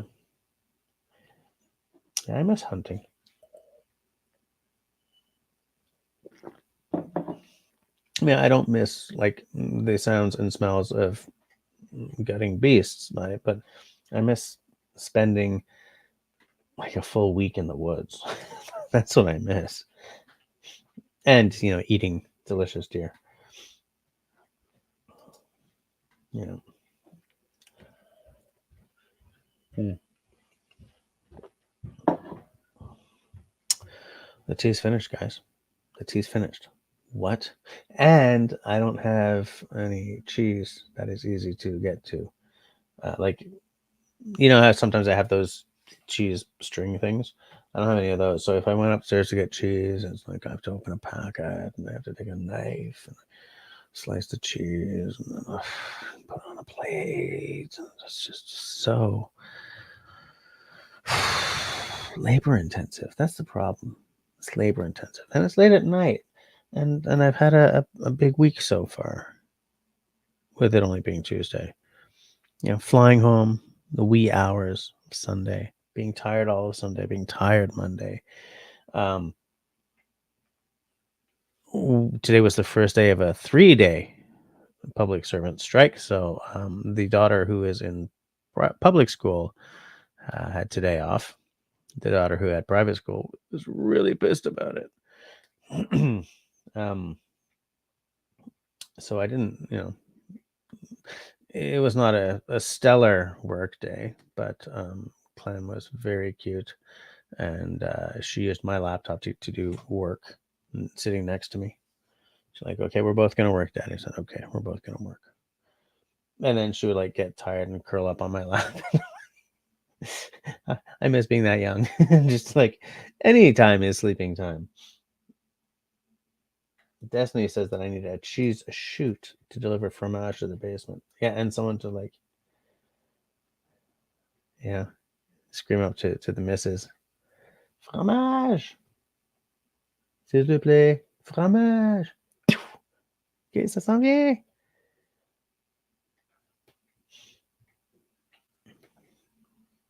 I could just put a small fridge right under my desk here. I would love to get like a tiny fridge. Like tiny, that I can just have near my, because wouldn't it be cool? Like with a small fridge with a tiny freezer in it. Because I've got like a beer fridge shape size down here for the beer. You know, like the one that's like a squat filing cabinet size. My wife bought me for my birthday one year. I would love a tiny fridge with a little freezer so that I can have like, I would love to just sit here talking to you guys, and I feel like an old fashioned and make a cocktail. You know, I feel like a paper plane, and just like have a little fridge with some cocktail stuff in it, like an orange and a lemon and a lime kind of thing, and then some big honking toothpicks, ice cubes in the freezer kind of thing, and have like just a little makings here so that I can make a cocktail without having to run upstairs. When I did my last whiskey tasting live stream with my tasting panel on my other channel, we decided that we were going to taste the beverage and make a cocktail with the beverage. So what I did was I have this really small little free cooler, and so I just made sure that I brought down my cooler with all the stuff in it. Little fridge though, that'd be cool. It's so cool. And like if I could build a bracket into the underside of this desk so that all I have to do is like, I'm talking to you guys and I just reach under ice cube. That would be amazing. That'd be fabulous.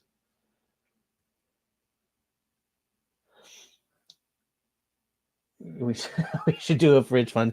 Yeah, let's not do a fund until I even know that such a fridge exists. Because if it has to develop into a fridge development fund, that's a lot more money. Don't really want to be, shipping off to Beijing or wherever. No, not Beijing. Shanghai, visiting factories to get cheap ass fridges made. You know what I didn't see while I was in Mexico? Okay, Mexico is dealing with a slowly growing agave problem. By they have a nascent whiskey industry down there. Like when I say nascent, I mean there may be a distillery that could put out finally a 10-year next year kind of thing. I mean, new. corn whiskey, like American whiskey tends to be, and some Canadian. Nothing in the duty free. I was like, I'm picking up a Mexican whiskey. Not a freaking thing. Disappointing. So I just had to do a mezcal, tequila. But yeah, I feel let down. Jim says, I've never had moose. I'd love to try. Yeah, I love moose. I think it's terrific. And also, it takes very well to like drying for jerky because it's so low in fat.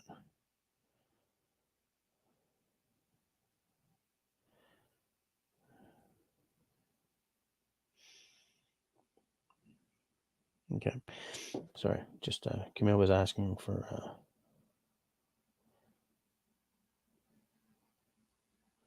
hold on a second.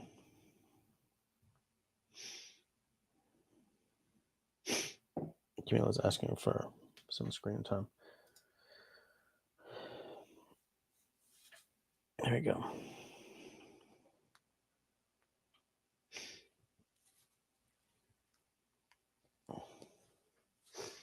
Country Boy says that moose is amazing.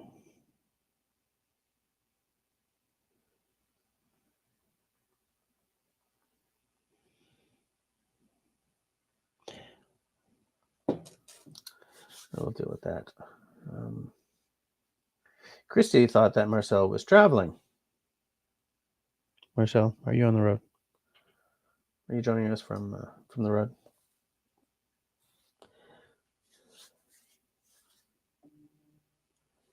I feel that I was going somewhere and then suddenly blah blah blah, and now I've lost my train of thought. I was going somewhere. I'm off track. Guys. What am I gonna do?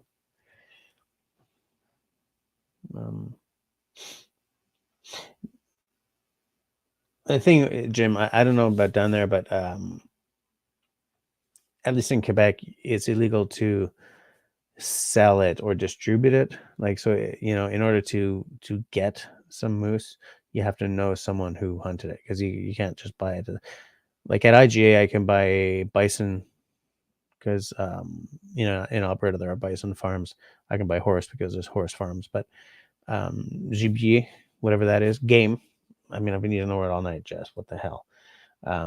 You can't hunt something and then sell it or anything. So it's not that easy to get to if you're not hooked into some hunters,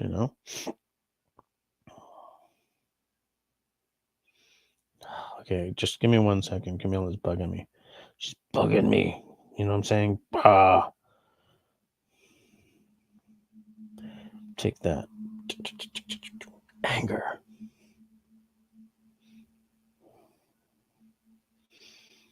Oh, come on, phone.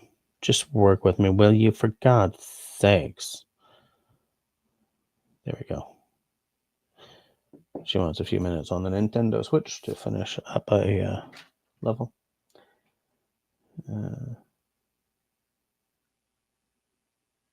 Hold on a second.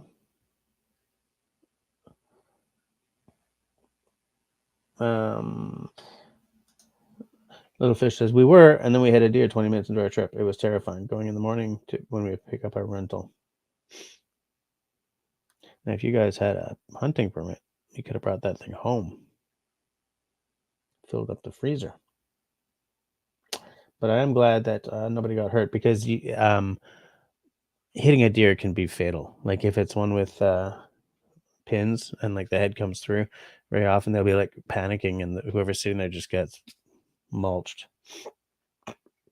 So I'm glad to hear that you guys are okay. My dad had a friend when he was young who was booting down a rural highway on a motorcycle, whipped around a corner and took a moose right in the center point. Almost took the moose in half, but of course the guy did not survive. Country Boy says, age has a way of derailing that train. That train. Thanks, buddy. Grace says, "It's in the States, can't sell wild gun." Yeah, and look, there's a lot of hygienic stuff that goes into selling meat, right? Like, your farms have to be blah, the slaughterhouse has to be blah, and none of that is there when you're hunting for game. And the thing is, what I like about hunting is that I would love to be a locavore, and it's very local, unless you're like on a safari. And I personally think that the quality of the meat is unassailable, because that there's no weird hormones being injected or anything, but you can't sell it. So, anyways, whatever. Um,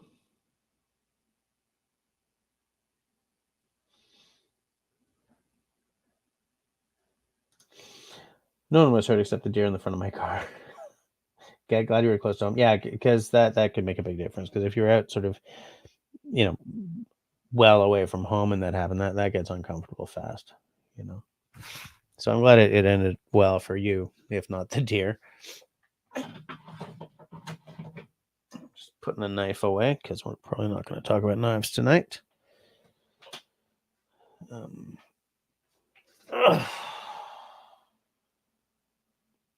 Christy said, I was away for a minute. Why isn't Russell on? I think Russell is having a vertigo issue today, or he was yesterday. When was it? I don't know. It was on the Discord. So I just imagine that he's probably not feeling well. I hope that guy gets better. Vertigo can hang on for years. Vertigo. Okay, so Kristen says vertigo as well. So yeah, maybe that's what it is. Oh no, Christy was asking. I don't know. So tired.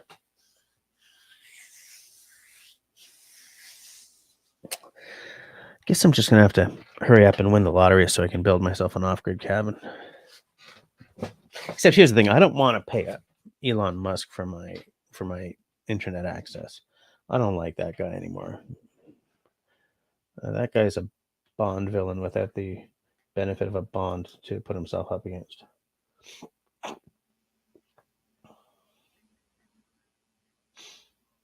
What? Holy crap, Jim! A girl that worked for me lost her twin sister to a deer that had been thrown through her windshield from a semi that hit it. That is awful. Wow, that is bad. Oof. Why you gotta bring yourself down? No, that's bad. No, I can't. Oh, can you imagine that phone call? Or when, I don't know, maybe did the cops show up to your door or something? She hit a deer? No, a semi hit the deer and threw it through her windshield. How do you get past that? Like, how do you wake up the next morning? I have thoughts like that sometimes, because once when Camille, who you guys saw tonight, was 1, maybe, I was still pushing her to daycare in her stroller. I got off the bus. A bunch of us got off the bus, and came around the front of the bus. No, the back of the bus to cross the street. No, the front of the bus, because there was a crosswalk there, and the light was red. And as I came around in front of the bus, some dude blew the red, but in blowing the red, just right past us, missed the front of the stroller by about a half of a meter. Just everyone who got off the bus like gasped in unison. Obviously, I stopped. I kept my crap together until I got to daycare and got her undressed and sent her happily into class, and then I just lost it. And I think of that a lot, because the universe tried to take her from us a couple of times. First, when she was first born, she was like a blue baby, couldn't get her to breathe. The whole birth process was awful. Cord around her neck. She was all, anyways, whatever. It doesn't matter. But I do sort of stop and think sometimes, because yeah, there've been like three or four things that have almost sort of relieved us of her. And I wonder, like, how do you wake up when you lose someone like that? Like, when it's not, okay, grandpa died at the end of a full life at the age of 94 kind of thing. Like, how do you get up and go on with your life when it's your twin sister in this case, or a child, or a spouse? And there was no like, okay, they spent a year with cancer, so we've been sort of steeling ourselves for this moment. No, no. Someone's here this morning and is boom, gone by lunchtime, or gone by the next morning. Like, how do you freaking deal with that? Don't know.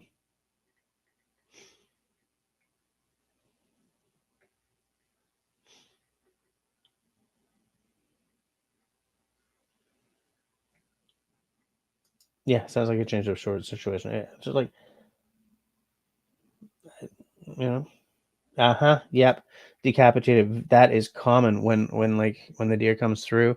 Yeah, it's not unheard of for a decapitation. Absolutely.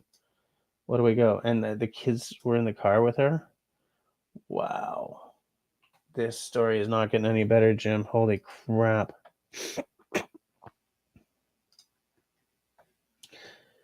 Oh, well. We just got to end on a dark note. I mean, I'm pretty dark at the best of times, so it's not really out of my way, but still. Hey, Jim, I, I think I've asked you about this, but your name is SV Raven Flintlock. Do you have a boat called the Sailing Vessel Raven? Is that where the SV Raven comes from? Flintlock, I believe you. We don't talk about guns on my channel, but I believe you have a flintlock, right?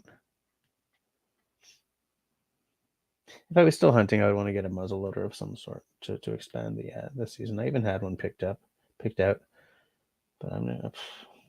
There's no point without the hunting happening. There ain't no point. There ain't no scrubs. No scrub. Scrub is a guy you can't get. No, not for me. Good band. Great band. Okay. No, hold on. Nah. Destiny's asking, why do people bake macaroni and cheese? I've always wondered, like, isn't it already cooked? No, no, no, no. Craft dinner is what you're thinking about. Macaroni and cheese, you gotta bake. You got to bake. Because, whoo la, man. When you break into that, because the top is like browned, because what you do is you sprinkle the extra cheese on top, and some people put breadcrumbs to sort of create more of a crunch. Kind of on the side of Parmesan myself. But yeah, no, you gotta put it through. Here's what you do: you create you mix up a cream sauce using cream, flour, milk, whatever.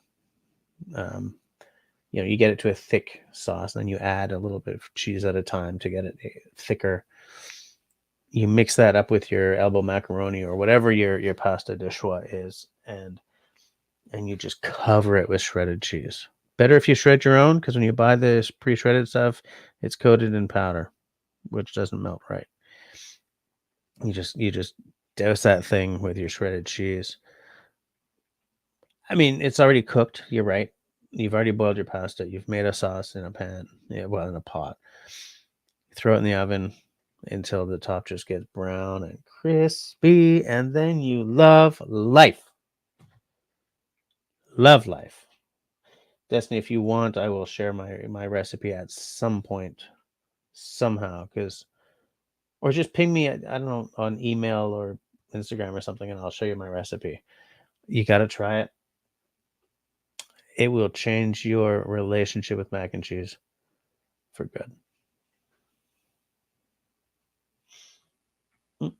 Kristen loves mac and cheese because Kristen knows what's good. Jim does have a flintlock, but not a sale anymore, right? And he definitely also likes the mac and cheese. Marcel bakes mac and cheese sometimes. I love to make it in a crock pot.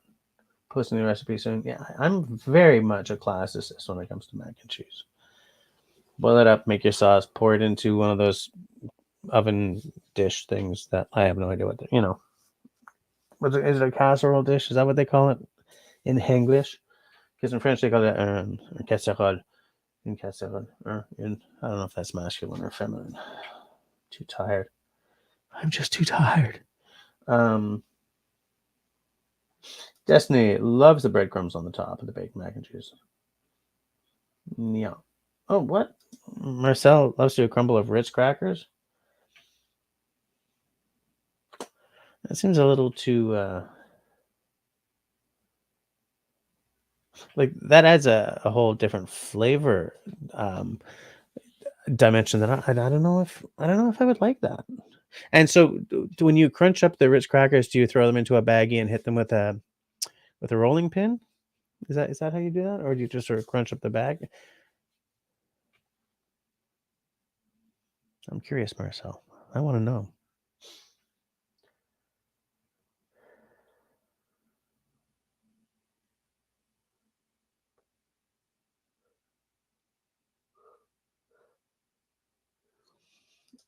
Yeah, okay, I will. I'll have to retype it because it's in French, but I'll share it somewhere. What do you guys think? Should I just share it in like a YouTube community post?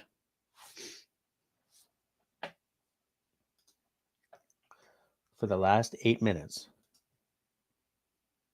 Hold on a second. Where's our... Oh, sorry, I was looking in the wrong window. Engage with my audience. Start a poll.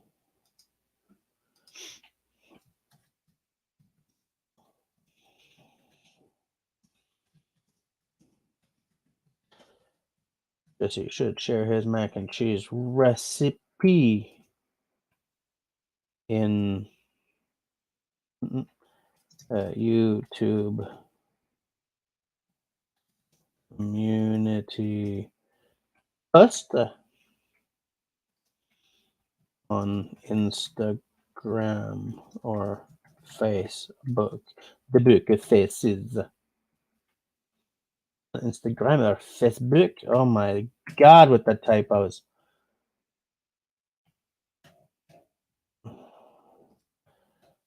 These typos are sapping my will to live today. I've just been... I told you guys earlier that the insomnia was the mistress of the night last night, so I may be sitting here on 3 hours of sleep. And it's just like the typos are crazy today.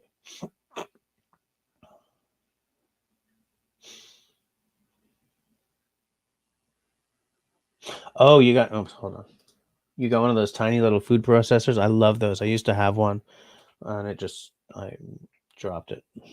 We have tile floor, slate tile in our kitchen, so that didn't last. But I keep meaning to go into Canadian Tire and pick up another little one. Country Boy says, too much mac and cheese and Marcel will no longer be a little fish in the kitchen. Country Boy, that might be a little bit of a zoomy comment there. I think it's funny, but we'll wait to see what Marcel thinks. If you hear the lock and load sounds, climb under something fast.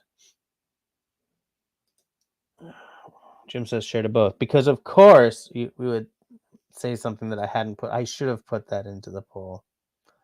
Sorry, Fokage. Sorry. But right now we're at 60-40, so maybe I'll do both anyway. I'm not doing it tonight. I'm way too tired tonight, but I will try to do it this week. Yeah, so 3 days of strike, and then the other daughter has 2 days of pet days, Thursday and Friday. So this week is a slow burning disaster so far.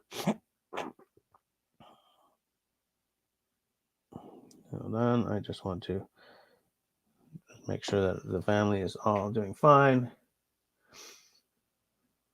Little fish in the kitchen says, I walk extra. Oh yeah, what I wanted to say was what I did, because look, when you're in a resort, you eat a lot. Oh, Ian says make a video. That's not a very bushcrafty thing, but if you guys really want me to do a mac and cheese video, maybe I'll do it.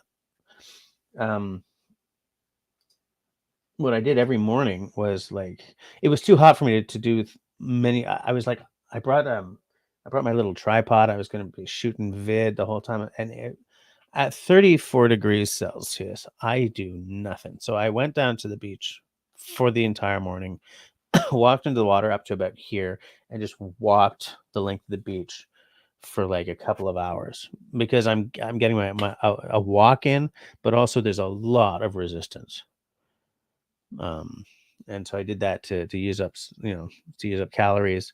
I did like aquafit three of the mornings that I was there, I think. It was very, very active. I used more calories than in that time than I had used. Like, I don't know. It was a lot. I was averaging about, I don't remember. But my watch was very impressed with my efforts. Oh, actually, yeah, make mac and cheese over a fire. Do I have to get like the outdoors Dutch oven then for that? Huh, right. So that because of the top, I pour coals on top of it to brown the top. I should probably just gather the money to get a cast iron outdoors Dutch oven. I keep talking about it. May as well just do it, right? I'll do it after Christmas. There's nothing in this cup. What the hell? Oh, Jim likes craft dinner. He likes his mac and cheese to be craft dinner. Yeah. Okay. So I mean, everyone. Well, not everyone. Several of you have said to. Okay, I'm ending my poll. Christy likes craft dinner as well. Interesting. I do not think you call it craft dinner in the States. It's the exact same box, but up here it's called craft dinner. Do you just call it mac and cheese down there?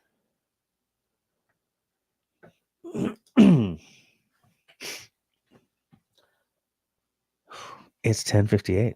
We got to the end of a live stream without any booze, and strangely without Russell. But I think that poor guy is probably sleeping off the vertigo. That's what I would do. I would have a hard time. I have a coworker. I think I told you guys I have a coworker dealing with vertigo now too. Did you guys understand anything I just said? Well, around a yawn.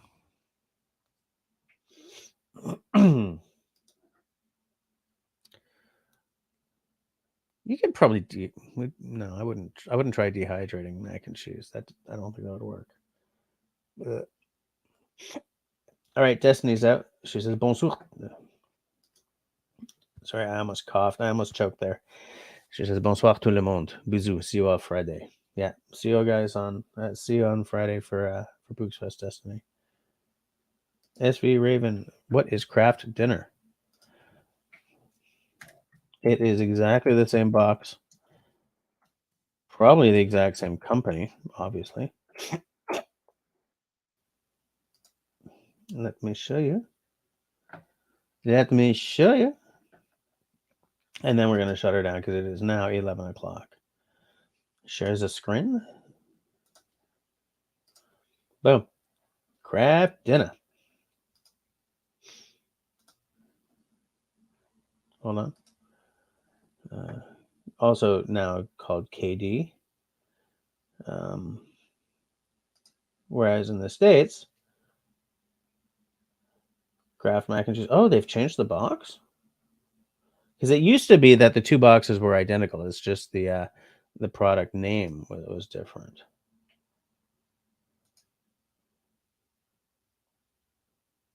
Huh. What ifs? Anyways, that's craft dinner. The dinner of craftage. Yeah, exactly. Gotta be KD. Yeah, you know the advertising.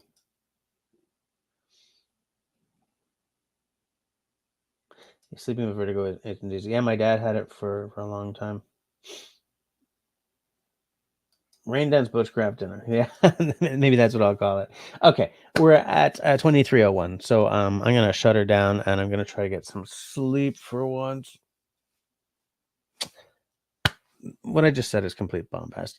last night I had a rough sleep, but the entire time I was in Mexico, I was so exhausted from the heat, and I guess walking the beach or whatever that I was hitting the hay at 9:30 and waking up at 8. I slept lots. It was fabulous. So I mean, I'm complaining for nothing. I'm just being a brat. But I am feeling last night's insomnia though. So I'm gonna go and sleep. And man, I was so glad to see you guys. I really missed live streaming last week, but it's just the signal and the expense would not let it happen. So it was great to see you. I'm really glad to be back in the saddle. I think this was a really nice live stream after a week off. This was great. I'm glad I didn't put together my usual stuff because I like the occasional sort of freeform live stream when it starts to picks up and rolls like this. I enjoy it massively. So that's enough of me blowing smoke up my own arse. I will see you guys next week. Between now and then, everybody, please stay sane. I started that off wrong. Stay safe, stay healthy, stay sane, and be kind to one another. Good night, all.